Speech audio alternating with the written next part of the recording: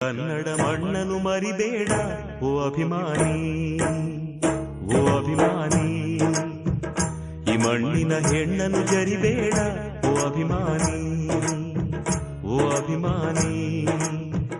ಸುಸಂಸ್ಕೃತ ಚರಿತೆಯ ತಾಯ್ನಾಡು, ಮಹೋನ್ನತ ಕಲೆಗಳ ನೆಲೆಬೀಡು.